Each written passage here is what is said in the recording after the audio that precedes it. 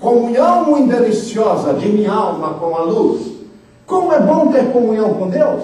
Aqui, o que faz Satanás? Satanás induz a Maria, a Marta, a dizer a Jesus, fazendo uma crítica construtiva, dizendo: ó Senhor, se o Senhor estivesse aqui, meu irmão não teria morrido, nós não estaríamos passando por isso aqui, não teria essas carpideiras aqui, todo mundo chorando aqui, a gente gastou dinheiro aí com esse pessoal, porque naquela época eles tinham que pagar gente para ajudar a chorar também pelo morto. Engraçado, né? Hoje, com toda essa violência, o pessoal levaria o dinheiro até do morto, quanto mais pagar para chorar por alguém. Tinha aquelas carpideiras ali chorando, todo mundo. Senhor, se o Senhor estivesse aqui, isso não teria acontecido. Aí Jesus disse: calma lá, eu sou a ressurreição e a vida. E aquele que crê em mim, ainda que esteja morto, viverá. Lázaro não morreu. Ah, Senhor, morreu sim, há 3 dias. Não, ele não morreu, ele está dormindo. Ele vai ressuscitar. Eu vou chamá-lo para fora. E foi o que aconteceu quando Jesus disse: Lázaro, sai para fora. E saiu todo atado Lázaro do túmulo. Essa é a ideia. Satanás usa a circunstância, aquele momento que você está fragilizado, que você está triste porque morreu alguém, porque aconteceu alguma coisa na sua vida, porque aconteceu alguma coisa em sua família. Ele vai usar esse momento que você está mais fragilizado para tirá-lo do caminho do Senhor, para esfriar a sua fé, para dizer a você que o que você crê, que o que você ouve na igreja, o que você lê na palavra, não é verdade. Ele vai sacudir a você. A artimanha de Satanás. Ele se utiliza desse momento de fragilidade. Por isso que Jesus disse: vigiai e orai. Tenham cuidado. O espírito está pronto, mas a carne é fraca. Mas não somente isso. O que mais que faz Satanás? Ele leva a pessoa a racionalizar os seus atos, sugerindo o quê? Todo mundo faz a mesma coisa, por que eu não posso fazer? Olha a ideia de Satanás. Todo mundo faz, por que eu não vou fazer? Ele leva você a racionalizar, a ter esse tipo de ideia. Agora eu quero que você vá lá para o Velho Testamento, 2 Reis. 2 Reis, abra sua Bíblia lá em 2 Reis. Êxodo, Deuteronômio, Josué, Juízes e Ruth, 1º e 2º Samuel, 1º e 2º Reis. 2º Reis, no capítulo, vamos ler, capítulo 5. Abra aí no capítulo 5. Você tem aqui uma história tão interessante, que é a história de Naamã. Naamã era um general sírio, e ele estava leproso. Ele estava leproso. Então a empregada na casa dele, a empregada era de Israel, uma israelita. Ela chegou e disse para a esposa de Naamã: se o meu senhor estivesse diante do profeta Eliseu, ele oraria, eu tenho certeza que ele seria curado. Aí a mulher falou para Naamã, falou: olha, a empregada disse isso, por que você não vai lá em Israel falar com o profeta de Deus? Dá um pulinho lá, quem sabe, não vai perder nada. Aí Naamã foi falar com o rei. Naamã foi falar com o rei, sírio, e o rei disse: tá bom, você vai, eu vou escrever uma carta, e aí você então vai lá. E ele foi. E chegou diante do rei. E o rei disse: eu não posso fazer nada. E o rei até achou engraçado receber aquela carta. E ele disse: mas esse camarada da Síria deve estar querendo pelejar comigo, guerrear comigo. Mandar um leproso aqui para eu curar, não entendeu nada. Como é que podia entender? Mas Eliseu ouviu: olha, mande este homem aqui falar comigo. Aí lá vai Naamã e chega diante do profeta Eliseu. E Eliseu não aparece, mas de lá de dentro da casa ele diz: você vai lá no Jordão, mergulhe 7 vezes. 7 vezes. E a sua carne ficará branca como a neve.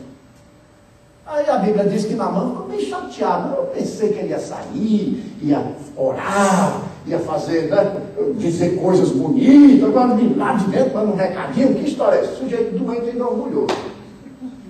Morrendo e ainda querendo festa. Esse pode. Aí foi embora zangado. Foi preciso que a turma do deixa disso entrasse em cena.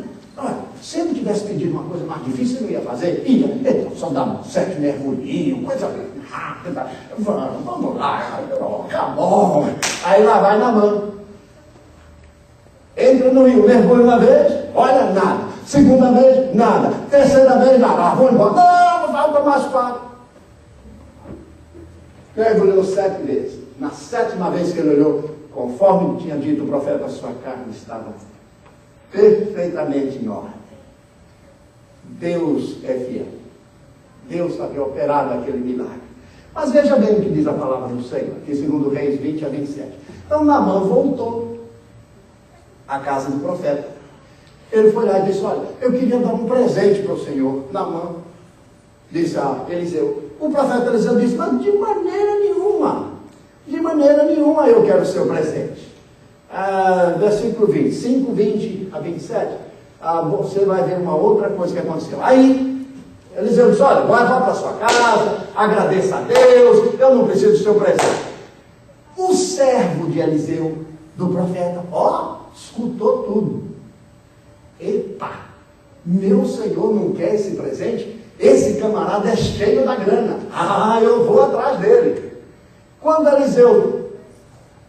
o Naamã estava adiante, lá vai Geazi, o nome do servo de Eliseu.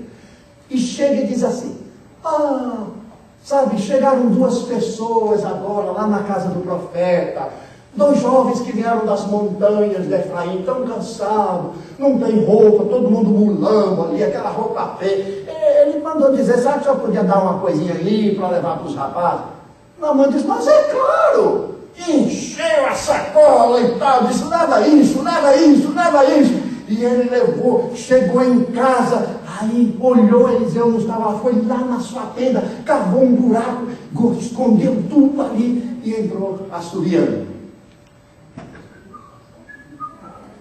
Eliseu disse, onde é que você foi? Eu não fui em parte alguma.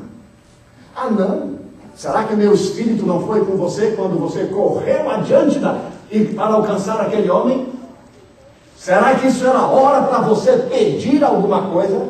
Para você mentir? Para você agir como você agiu? Eis que a lepra dele vai se apegar em você e toda a sua descendência. E naquela hora Geazi ficou completamente leproso e teve que sair da presença do profeta Eliseu. E por quê?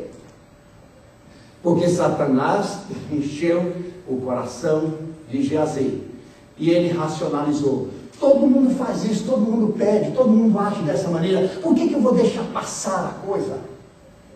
Eis o problema na vida espiritual de muita gente, porque racionaliza o pecado. Todo mundo faz, por que não vai acontecer nada comigo?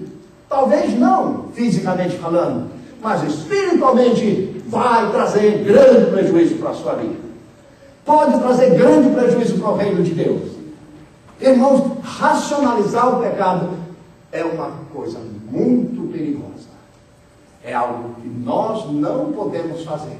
E a Bíblia diz que temos que ter cuidado realmente, porque Satanás é sagaz e ele está pronto para lhe derrubar. E a Bíblia diz, vigiai e orai para que não entreis em tentação. Mas não somente isso. O que Satanás faz? Ele desperta o desejo, incitando a pessoa a experimentar só um pouquinho. Satanás não é bobo, não. Quando ele quer tentar você para você encher a cara, ele nunca diz, olha, toma só um olhinho, só um dedinho.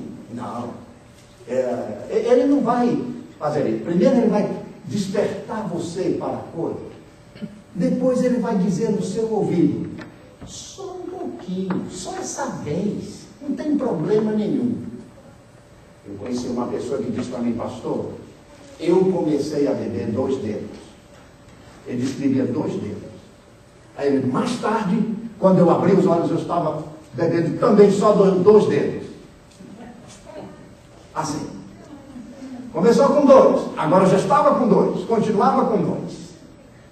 É assim que Satanás faz. Ele nunca diz a você que você vai ser prejudicado.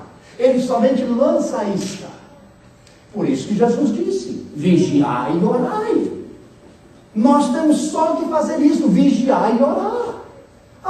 Eu nunca bebi um copo copo de cerveja na minha vida. Eu não sei. Se você me perguntar, pastor, quem gosta que tem cerveja? Irmão, vou fazer 60 anos. Eu não sei até hoje que gosto que tem cerveja. Eu nunca tomei. Sou mais santo do que você? Por causa que eu nunca tenha tomado isso? Não. Eu nunca me senti atraído. Eu nunca me senti atraído. Mas meu irmão, 2 irmãos que eu tive, se sentiram tão atraídos que acabaram morrendo por causa da bebida. 2 irmãos, filhos de pastor. Nascido na mesma casa, ouvindo o evangelho, indo à igreja e tal. Por quê? Porque eu procurei fazer o que Jesus diz, vigiar e orar. Eu poderia estar no mesmo caminho. No mesmo caminho. Quando nós morávamos numa cidade lá de Goiás, havia um irmão naquela igreja, o irmão nos ajudava, ele pregava, ele fazia tanta coisa ali na igreja. Mas de repente Satanás, ele ouviu a voz de Satanás, caiu em tentação. E a vida daquele homem no final. Que tragédia, que tragédia. Para ele, para a sua família, para a igreja, para todos nós. Irmãos, Satanás nunca começa com muito. Ele começa sempre com esse só um pouquinho. Vigiar e orar.